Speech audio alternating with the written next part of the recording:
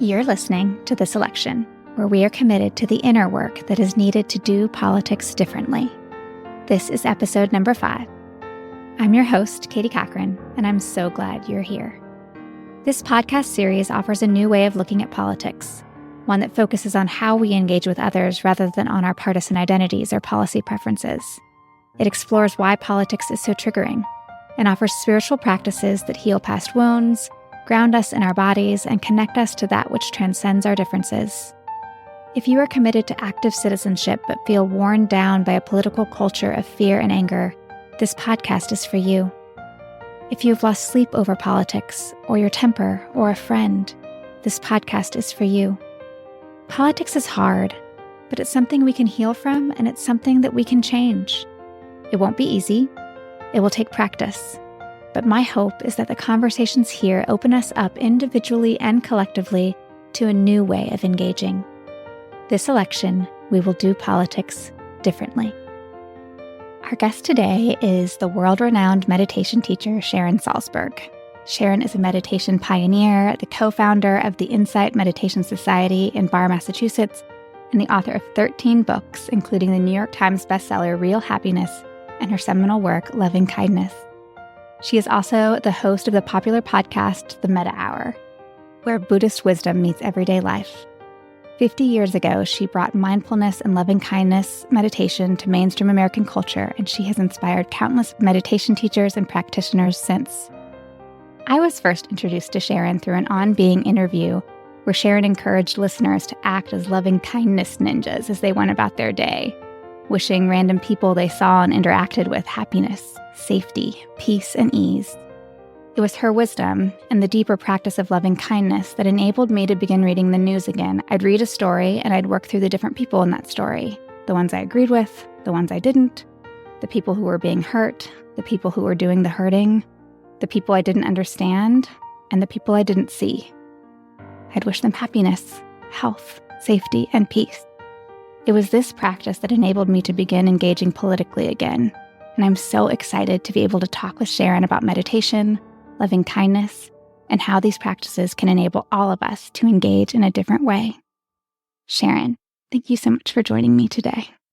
Oh, thank you. So, one of the goals of this podcast is to expand our definition of politics to include not just our partisan identities or policy preferences, but also the way in which we engage on political topics. So I was wondering if you could think about your earliest political memory and what it taught you about how we engage. I think maybe my earliest political memory is first registering to vote. I've only voted in Barre, Massachusetts, and I have an enormous respect for the act of voting and always try to promote that. Just, it seems to me that is the way each of us has a voice. We can express our views, and we have a right to do that. And it was tremendously uplifting to me to feel like I count, I belong, what I care about has a place to be expressed. So people often think about meditation as this kind of solitary, inward-focused practice. Your 2020 book, Real Change, and all of the offerings that you've made around this election and past elections really challenge that. Can you talk about how meditation can be used to foster political engagement and social action more broadly? Well, I think that it's one of the great ironies to me that meditation does seem like it could be the most solitary activity ever. Maybe we do it all alone. Maybe we do it with our eyes closed. But part of what happens is that not only do we develop a much greater sense of connection to ourselves and all parts of ourselves, but we develop a much greater connection to others. There's more empathy, there's more understanding, there's more compassion, there's more interest in others. And I was thinking, how does that happen? It's so weird, but it does happen. And even when before so many of us experienced greater isolation during the height of the pandemic, I used to read about an epidemic of loneliness and how a sense of social connection can be such a great healing agent in various clinical conditions. And I kept thinking, It can't just be a numbers game like I only have 3 friends, I need 8. Not everyone is a great extrovert. It must be about some inner sense of connection to others, whether or not we're going to a lot of parties or not. And especially now after so many people have been through a period of isolation, it seems exacerbated. It really is an epidemic. And I know people, probably we all know people who are not great extroverts, and yet they have a profound sense of connection to others. And so I think that's what meditation fosters, is that inner sense of caring about other people. Mm-hmm. Can you talk a little bit about how it also fosters our agency? That was what the last Shala class was on. And I loved one of the instructors mentioned the parallel of coming back to the breath in meditation with the political act of learning to come back to our agency. Can you explain that connection a little bit? Well, in terms of meditation practice of any technique or methodology, learning how to let go of distraction and a sense of overwhelm or exhaustion and start again, begin again, is the essential learning. The first meditation instruction I ever received, I'd gone to India as a college student in 1970. I began meditation in January of 1971. And the first instruction I heard was sit down and feel your breath. Just sit down and feel your breath. And my first reaction, honestly, was, well, that's stupid. Like I came all the way to India. Where's the magical esoteric technique that's going to wipe away all my suffering and make me a totally happy person? And then I thought, what can this be? What'll it be, like 800 breaths or 900 breaths before my mind starts to wander? To my amazement, it was like 1 breath or 2 breaths. And I heard over and over and over again, but did not believe. That's okay. That's natural. What's important is how we recover, how we develop resilience, how we can start over. We can admit, I made a mistake or that's an issue. It's not like we're trying to cover it over, but we don't have to belabor it and judge ourselves harshly forever for it because we emerge demoralized. It's actually much more skillful. It's much more effective to recognize, I've been distracted. I've been overcome by something. See if we can gently let go and start over. And so that's the essential skill we take right into life. Every day, we're being called upon to start over in some way. We make a mistake or we need to change course. It's a course correction. We fall down and we have to either pick ourselves up or let others help us up. We start over. And that's not easy to do. And that figures into all those elements of life, including the political arena, where we might feel helpless. Does my voice count? Or these problems are insurmountable, it seems, and my little contribution toward trying to make a difference couldn't possibly mean anything, but it does mean something. And so we admit the discouragement and we recognize it, but we don't need to dwell in it. We learn to let go and start over and let go and start over. That's so powerful, coming back to the fact that we can start over and then just taking that next step. So anger and fear are a really dominant part of our current political landscape. How does Buddhism understand these emotions, and how does meditation help us move through them in a way that promotes right action? I think meditation, really helps us understand the emotion, because one of the things we try to do is, in effect, pivot. Usually when we have a very strong emotion of whatever kind, we get interested in, fascinated by, fixated on the object, the circumstance, the story, so to speak. So if you have a tremendous desire for a new car, for example, you might spend all your time thinking, do I want that kind of upholstery or that kind of upholstery? Should it be that way of playing music or the other way of playing music? And it's very rare that we pivot our attention as though to ask ourselves, what does it feel like to want something so badly? And that's what we're in effect doing in meditation. The object of the anger or fear, for example, what we're going to do about it, how we're going to try to resolve it, that's not the immediate concern. We're more, in effect, asking ourselves, what is anger? Like, what is fear? How is it manifesting? How do I feel it in my body? What's the kind of fear movie? And that gives us all kinds of levels of insight to the story. I tell a lot about my own fear because I spend a considerable amount of time in meditation looking at it, is if I can do that pivot and pay attention to the nature of fear, and I'm just watch the fear movie unfold.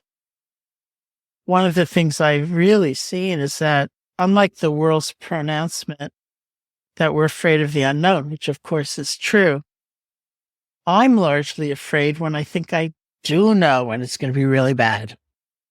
And it's the stories I tell myself, that's going to happen, and that's going to happen, and maybe that's going to happen. I know that's going to happen. And it's all a made up world. And then I'm really afraid.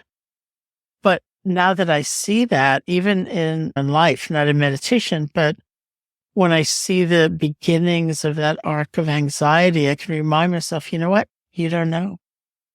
And then I actually feel relief. I feel space.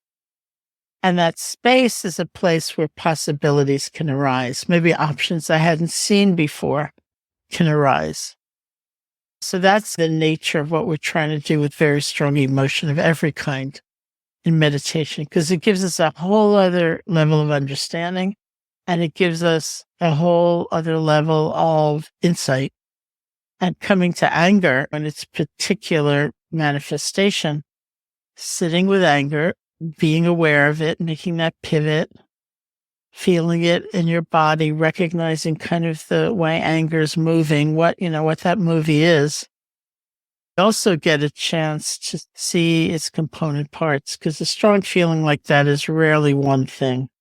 Embedded in there are strands. There are moments of fear. There are moments of grief, perhaps. There are moments of regret. And almost always we will come to a sense of helplessness, which is underlying the sense of anger. In some Buddhist schools, they say anger is what we pick up when we feel weak, because we think it's going to make us strong. And it does give us the strength of energy for sure. And I'm not talking about just feeling anger. I'm talking about being lost in anger or consumed by anger. We also lose a lot of information. Our perception gets clouded. It's like we think about the last time you were really, really angry at yourself. Just bring it up right now, perhaps. That's not also a time where you think, you know what? I did 5 great things that same morning that I said that stupid thing in a meeting. Those 5 great things, they're gone. They're just wiped out. Because we're consumed with the anger at ourselves about that stupid thing we said. We need to broaden the picture. Admit the stupid thing, perhaps, and there may be consequences to that. But that's not all that we are. We can get lost in it. We can get overwhelmed by it, and then we lose options about how to respond to a situation or what action we want to take. And so we want to develop the skill from this point of view to admit the anger, acknowledge it, maybe get the information from it that is useful, but not necessarily be consumed by it. Because in the end, our action will be less effective than it would have been otherwise. Yeah. So can you also talk about interconnectedness and how meditation can foster our awareness of our connection to all beings? Well, interconnectedness is actually reality. One of my favorite questions to ask if I go into a company or an organization to teach is, how many other people need to be doing their job well for you to do your job well? And sometimes that's a powerful reflection. And also, sometimes it's not. And when people don't resonate with that, I usually follow on with, do you commute to work? Do you ever think about that auto mechanic or the train engineer? And if you don't commute to work, is there a tech company that's you are relying on? And sometimes that doesn't resonate either. And then I say, did you eat today? If you don't grow all your own food, just for a moment, imagine somebody planted a seed in some soil and someone harvested a crop and someone transported it and someone either prepared it and sold it to you, or someone just sold it to you and you prepared it. And lots of people involved in that broccoli sitting in front of you. right now for lunch. We live in an interdependent universe, and it doesn't just take a meditative or Buddhist perspective. It's science shows us this, and economics shows us this, and environmental awareness certainly shows us this, that what happens over there doesn't nicely stay over there. It flows out to over here. What we do and where we put our energy and what we care about, it matters because it too will flow out. It's just the nature of things. One of my favorite images of it, I was driving in a car with a friend once, and we were stuck in this terrible, horrible, awful traffic, and we were complaining bitterly about it the whole time. And at one point, my friend turned to me and said, "We're the traffic too." And I thought, oh, that's right. They're probably complaining about us. And I thought before then, there was such a kind of self and other perception. It was like, it's my road and you're in my way. You're an interloper. Speed up, would you? But when that sort of sense of center and margin dropped away, it was like, we're all the traffic. And honestly, I think that's a more responsible realization from which to address the problem. Because there's a problem, which is traffic. And we might have different views about how to address it, but I think the most realistic views are going to take that into account. In the Real Change book, you talk about intersectionality and interconnectedness, and I'd never thought about those two things as being part of the same concept. Can you talk a little bit about that? Yeah, I think the most conventional usage of a term like intersectionality doesn't necessarily relate it to interconnectedness. But the first time I heard anyone describe it, I thought, oh, that's like interconnection. There's a quotation from the Buddha who said something like, in this fathom-long body, I don't know exactly the length of a fathom, but in an average length of a body, we contain the universe. We have joys and sorrows. We have good memories and painful memories, dreams and aspirations. We have regrets and withholdings, and we have ways in which we feel confident. I feel confident in my profession. I feel confident in my family, and ways in which we don't. We contain such a wide variety of experiences and knowledge, but we don't often open to that. And when we begin to open, which is the role of something like meditation, although many other things that provide introspection, but certainly meditation, we begin to not only see it all within ourselves, but we begin to recognize ourselves in one another. Like, oh, here's a person, their vision of happiness may be totally different than mine, but they too want to be happy. Look at that. Or we have these vastly different beliefs and ways of being, but they also care about their children. Look at that. And so we begin to find ourselves in one another. Or I never met anyone like that, and look how hard they work. That's the kind of person who I used to not even look at. I used to look through. They were kind of like an object for me, and I think, oh, look what they've been through, if I find out. And so we do begin to find ourselves in one another, and that's a whole other way of being. Why do you think it's important for us to understand interconnectedness as we think about how to engage politically? I think if we understand interconnectedness, we do understand reality in a better way. It's very easy to get lost in self and other. The traffic is all their fault. To understand interconnectedness, we use simple examples sometimes. If you go outside and you look at a tree, there's one level of reality, which is also true, that it just appears as like a single entity standing there. There's another level of reality where we might sense the soil that is nourishing the tree and everything that affects the quality of the soil, which would include the rainfall, and everything that affects the quality of the rainfall, which we now know is pretty vast, right? In terms of conditions. And we can look at the tree and we can see it as a network of relationships and connections and influences. And that's also a true level. And if the tree has a problem, we might want to look at that level.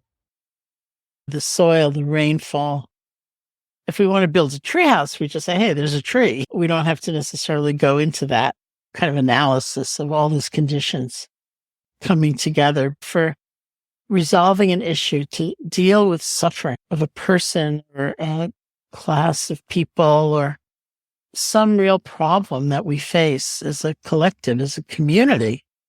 We have to look at conditions and causes and things that are underlying. That's where healing can take place on a personal level. That's where healing can take place, I think, on a societal level. And so it's very important to come to terms with how things actually are. And that figures, of course, in our participation, our engagement, in our voting. What we do matters because it will ripple out on these waves of connection. So can you talk a little bit about the loving kindness meditation and how it helps foster interconnectedness and how we might use that in the realm of politics? Loving kindness is a particular style of meditation practice. It's a particular technique. It's also a quality that we cultivate in a million different ways. We cultivate it through life, and we cultivate it through civic engagement. We cultivate it through generosity. We cultivate it through other forms of meditation as we learn how to begin again, because loving kindness for ourselves is like the secret ingredient. If you're asked to not trounce yourself endlessly, but let go and start over in developing resilience, you are inevitably cultivating loving kindness for yourself, because that's got to be there. Otherwise, it's too easy to jump on the judgment train and just go down a while. But loving kindness is a particular meditation practice where the design is dedicated to deepening that quality.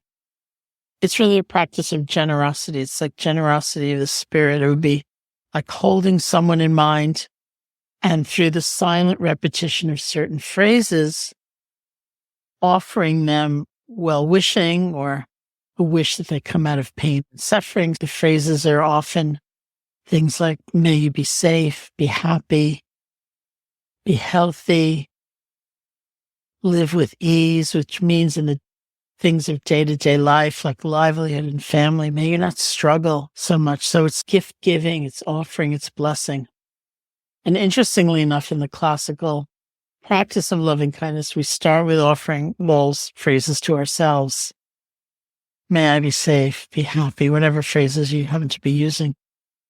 And it's not that you're trying to force in any way a particular emotion or feeling, but it's like we're switching channels. You know, it's so easy, say with ourselves, to only focus on the mistakes we made and the problems we had and the things we didn't do right and the things we didn't say right.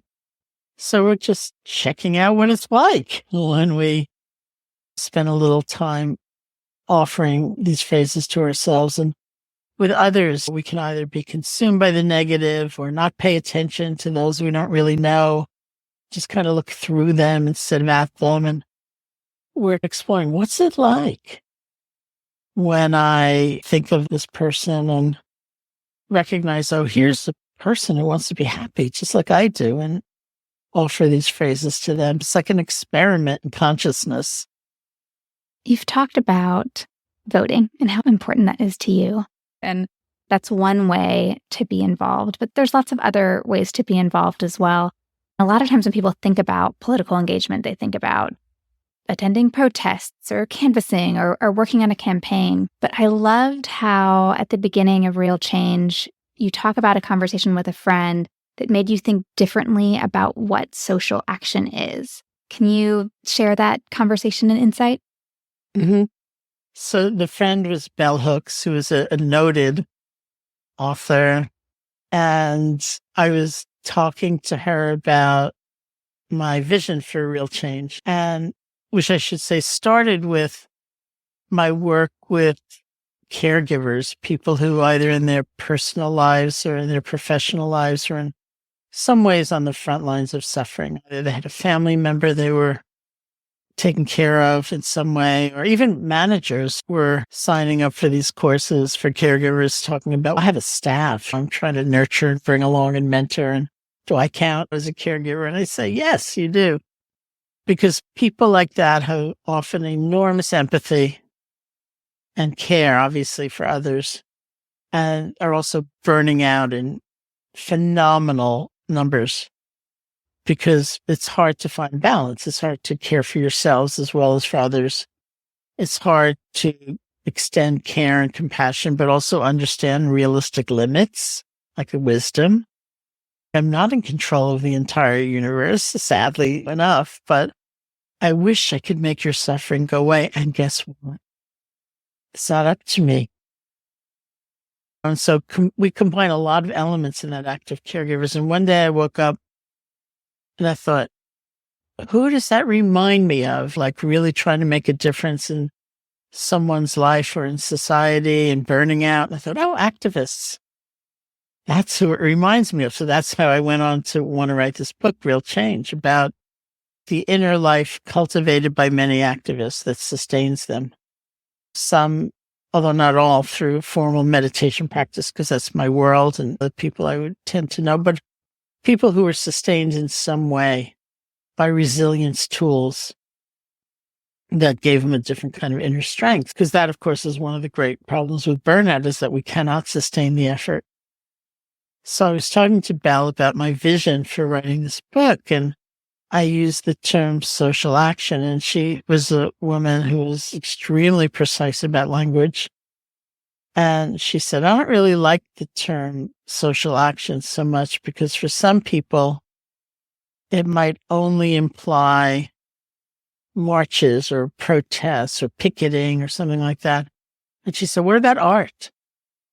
Art is an expression of social action, of seeking change or stretching, going beyond the boundaries of what a lot of people are comfortable in and saying, what about this perspective? Let's stretch a little bit. Let's be bold enough to look from another perspective. And so that went in deep when she said that to me. There are many people that I interviewed for that book who are playwrights or artists, because I do think that we express our commitment to caring and change in a lot of different ways. It doesn't have to be just some narrow band of activity. But voting is very good if you are qualified to vote, in addition to whatever you're doing. So this is a related question that goes to the beginning of the idea for that book, which is about burnout. So you talk about it as a near enemy to compassion. So can you tell us a little bit about what near enemies are and how we can avoid burnout in the political sphere so we can keep moving forward in action? This, again, is from a Buddhist framework, but I think that these are really universal truths. It's just the languaging that I'm most familiar with, and so how I tend to describe things. So in the Buddhist psychology, there are 4 qualities that are talked about as, literally, they're talked about as our best home. They're the best place to dwell in. And like any home, we're not there all the time, but when we get back home, it should be the place we feel the most comfortable, the most relaxed, the most at ease, the least pretentious. We're home. So these 4 qualities are loving kindness, compassion, sympathetic joy, and equanimity. Loving kindness is that foundational sense of connection to ourselves and others, realizing that we do live in an interconnected world, that we may not like somebody, and we certainly may not want to invite them over for dinner or agree with them, but our lives have something to do with one another. We are the traffic, in effect. Compassion is described as the trembling or the quivering of the heart in response to seeing someone's pain or suffering. So it's a movement of the heart, a movement toward, to see if we can be of help. Now notice it's not a movement into to burn up ourselves. And it's not a movement toward to save the day because it's all up to me. It's a movement toward to see if we can be of help. Sympathetic joy is a quality of joy in the happiness of others rather than feeling so jealous or so envious when we witness someone's success or good fortune. So many times we do see someone getting happy in some way, and we fall sway to that voice that arises inside of us that says, oh, that's a shame. It should have been me. It shouldn't be you. And I have nothing and you have everything. But instead, we actually can develop happiness for others' happiness. And then the fourth quality is equanimity, which does not mean indifference or callousness or coldness. It means balance. So that would be like loving kindness for yourself and for others. It might mean compassion and also wisdom, the realization of, you know what? I'm not in control of the universe. I will do everything I can, and I can't call this a failure because it didn't work in 3.5 hours, which is what we like to do. So it's balance. Each of these qualities is said to have a far enemy, which is the clear opposite, and a near enemy. So the near enemy is a quality that is close enough so we could get confused.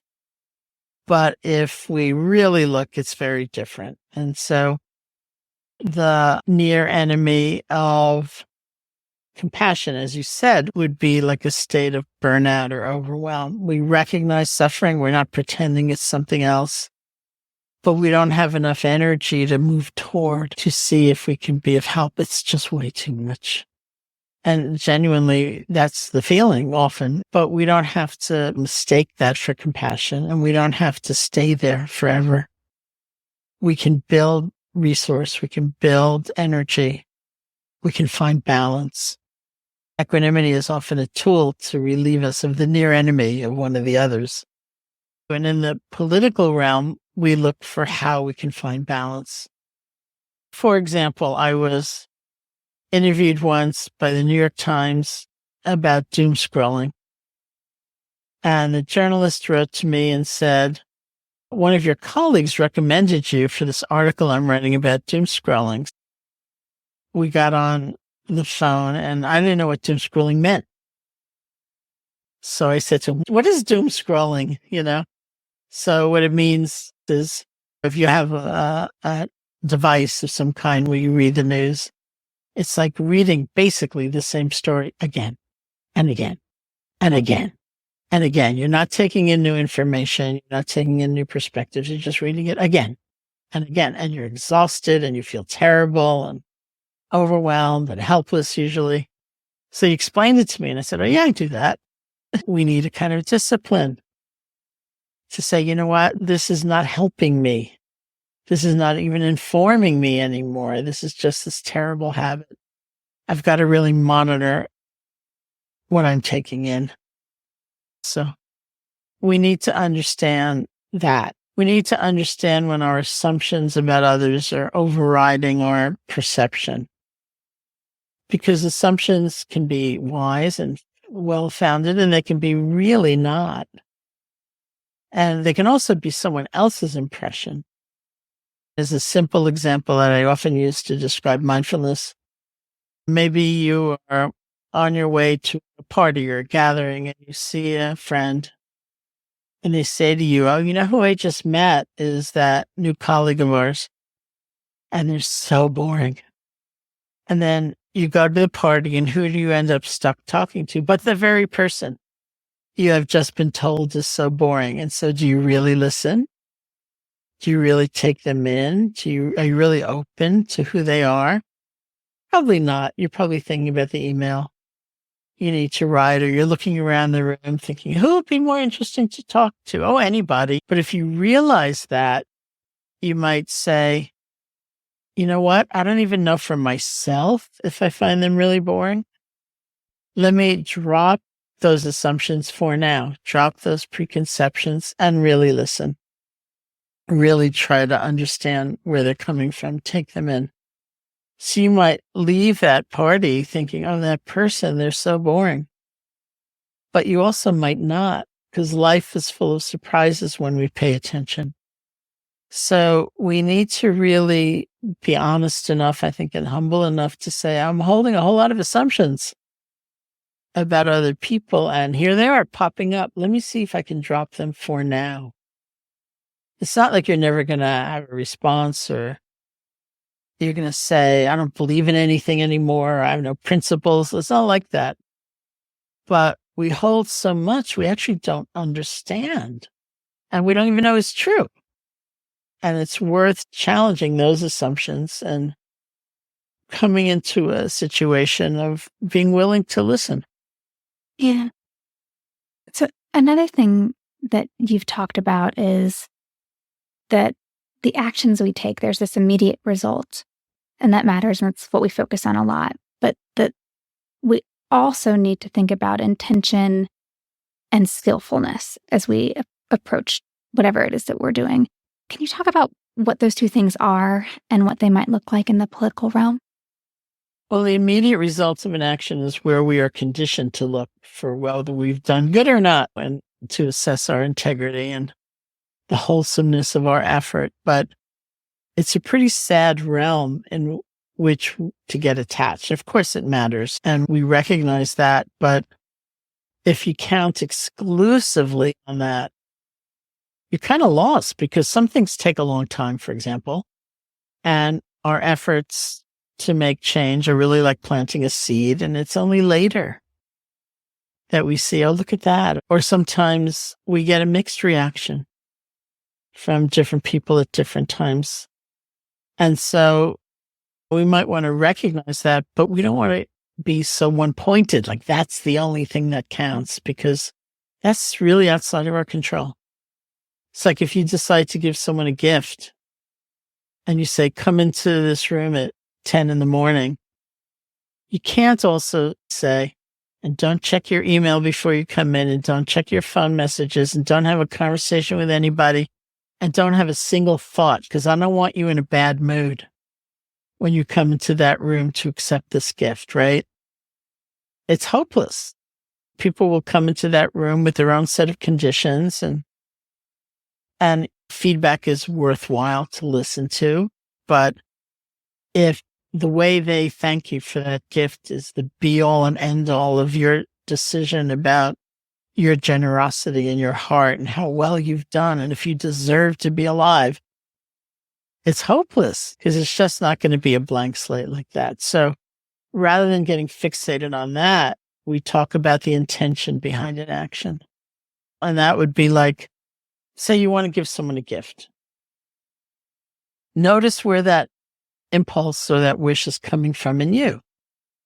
Maybe I have a cup here and I want to hand it to you. All anybody sees is my hand moving down, picking up an object and moving it forward. But what's in my heart that's determining that I want to do that? Maybe I like you and I want you to have it. Or maybe you have that water bottle and I think, oh, if I give you that cup, maybe you'll give me that water bottle. That would be even better. Or maybe I don't like you and I think, oh, that cup is not going to hold enough tea or coffee. It's going to drive you crazy every single morning. Here, have a cup. And it's the same smile. It's the same gesture, but it's coming from a totally different place inside of me. So that's the first thing we try to use awareness or mindfulness for. It's like, where am I coming from, actually? And sometimes I say, going into an organization to teach, it's like before a major meeting, before a big phone call or something, just ask yourself, what do I really want to see most come out of this encounter? Do I want to be seen as right, or do I want a resolution? Do I want to grind them into dust, or do I want a sense of teamwork? What do I want? Because that will help point us to our intention. And then the next level is the skillfulness of the action. And here we're always learning. It's if I want to give you this gift, it's like looking at mindfulness in context. Where am I? What's the situation? What seems most appropriate in this situation? Maybe I want to give you this gift and I think, I only got one cup. There are 50 people in this room. Maybe this is best done privately. And certainly in words and communication, this is really important. It's if you're mentoring someone at work, you're supervising them, you learn it's not that skillful to say you're an idiot. Because for one thing, it's not giving them the information they may need should they want to change. It's better to be specific. It's more skillful. It's more skillful to point out the consequences of actions. When you turned in the memo late, that meant 3 people could not go on vacation. That is a more skillful way of transmitting the information this person might need. And so we learn all kinds of skills in action and communication. And then we make mistakes, of course.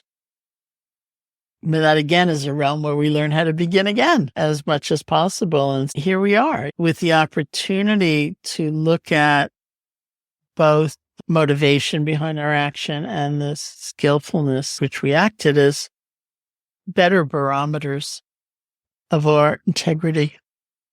I think bringing that to politics could be so powerful, right? Like we can't always have immediate impacts on the political process or on the policies we care about, but we can think about the intention we're bringing to our action, and we can try to be skilled in how we interact with others.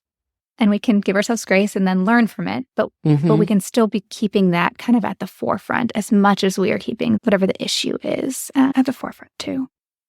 You bring up the book Real Change, and when I think about that book and some of the people there who were activists who were trying to make change in a particular societal issue, that it took about 10 years. And I think 10 years, like, that's a long time. When I asked one person how he had a kind of sustained effort, because not every day feels like a success, and not every change is dramatic. And for him, it was often his LovingKindness practice that kept him going. And he said every day I would try to look at one good thing, like maybe it was getting a letter to the editor placed in a newspaper, or it was a conversation with somebody where I felt like I was effectively communicating whatever their response was. I was putting forth my position or my views in a skillful way. Those small things really do add up, but when we're trained toward the big dramatic breakthrough, like tonight, it's very frustrating. Yeah. So can you tell your Lady Liberty reflection? I love how you talk about her, and it's just an image that has stayed with me. So I want to share it with our listeners.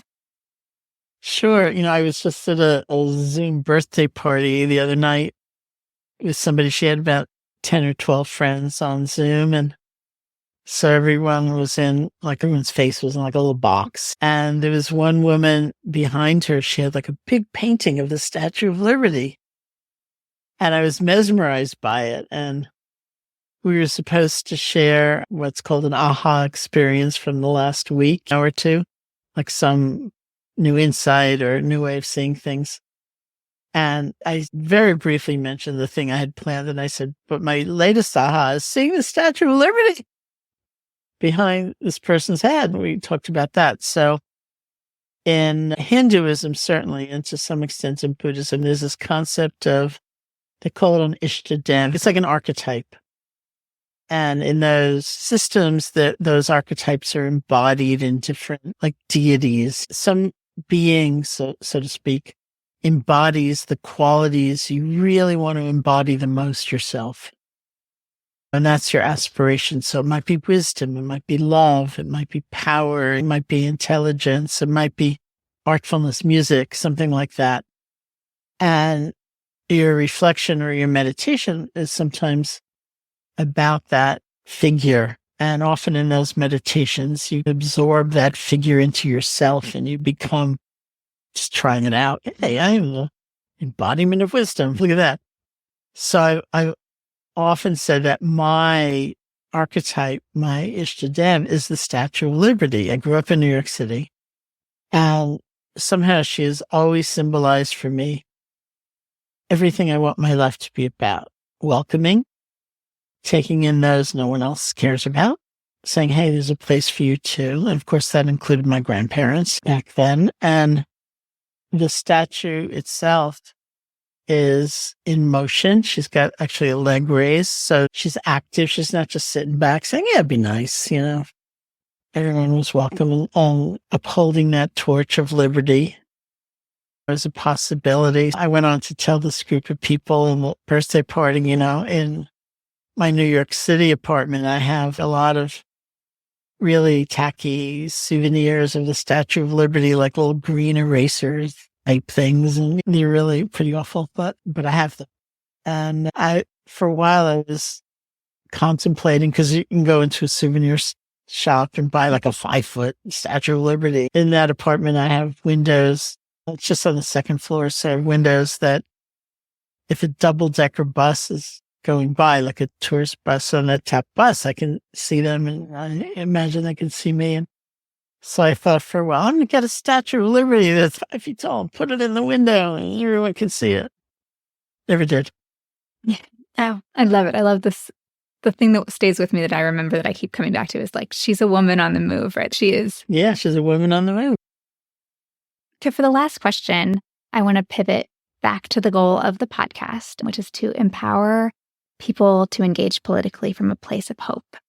Can you tell me how you're engaging this election season and where you are finding hope?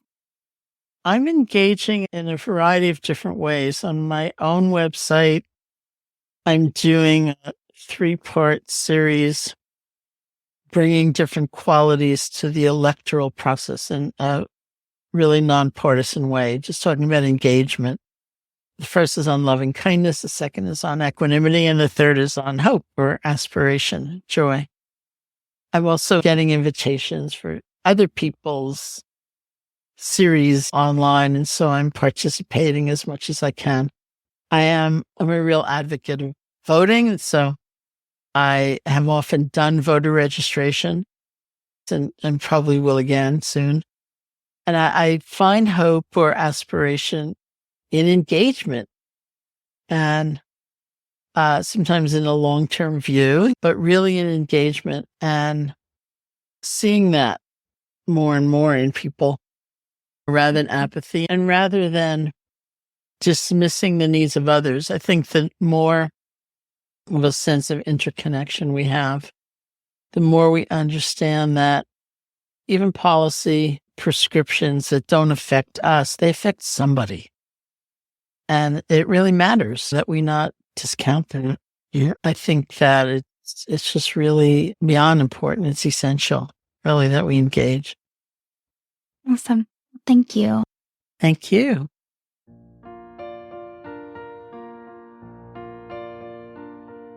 At this election, we see politics as practice, and each conversation is paired with a practice that you can take with you as you heal from and engage the political arena.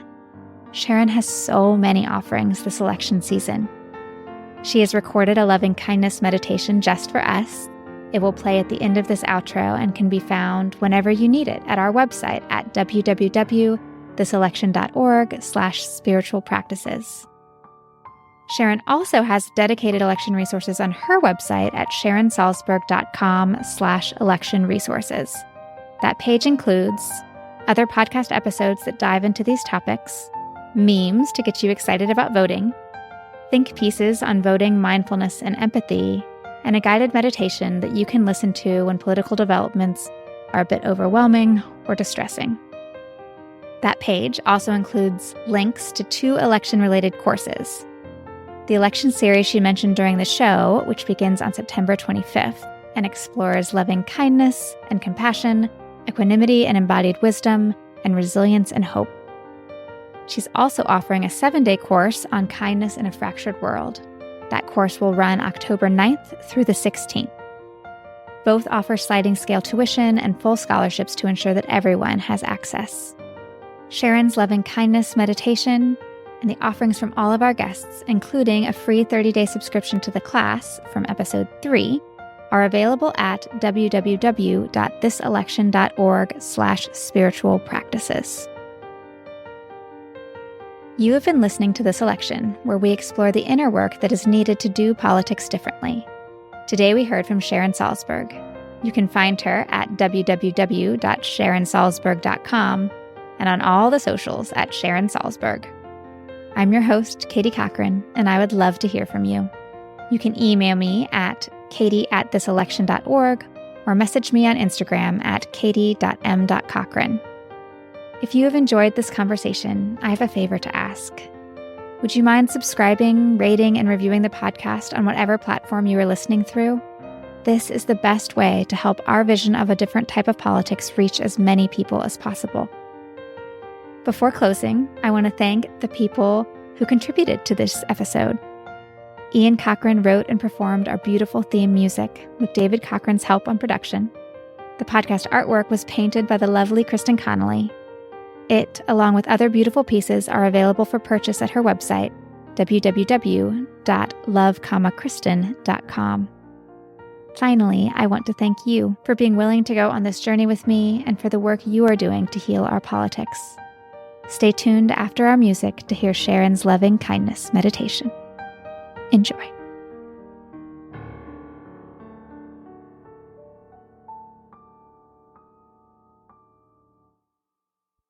If you like, you can sit comfortably, close your eyes or not.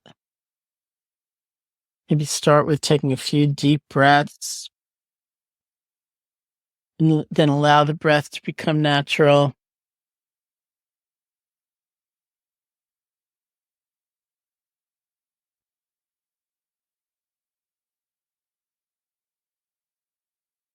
And then begin gently repeating the phrases that best express what you would most like to gift yourself. Phrases like, may I be safe, be happy, be healthy,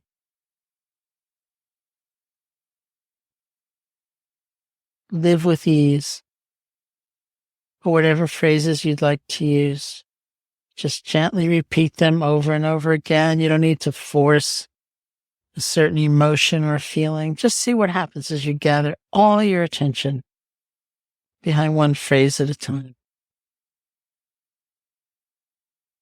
And when your mind wanders or you fall asleep or whatever, don't worry about it. Truly, see if you can gently let go and just bring your attention back to the phrases.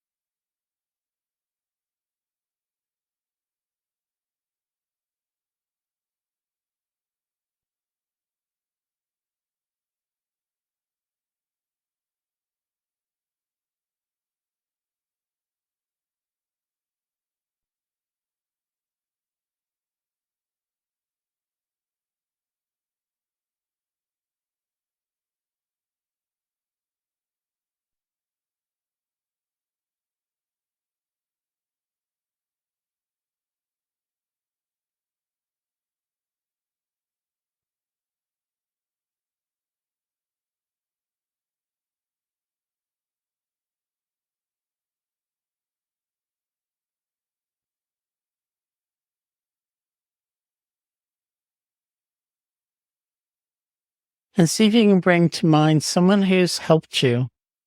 Maybe they've helped you directly. Maybe you've never met them. They've inspired you from afar. This is someone who is an embodiment of love for you. Someone who, when you think about them, you smile. They just lift your spirits. Could be an adult, could be a child, could be a pet. If someone comes to mind, you can bring them here, get an image of them, or say their name to yourself, get a feeling for their presence, and offer the phrases of loving kindness to them. May you be safe, be happy, be healthy, live with ease. Even if the phrases aren't perfect, they're carrying the heart's energy, so they're really serving us.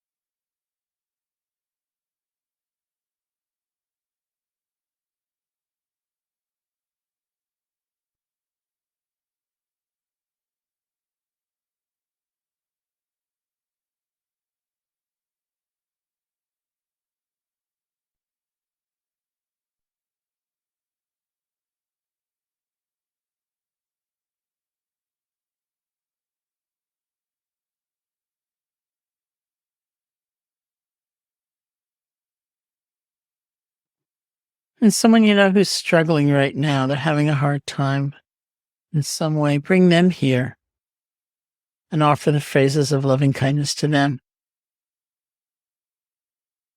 May you be safe, be happy, be healthy, live with ease.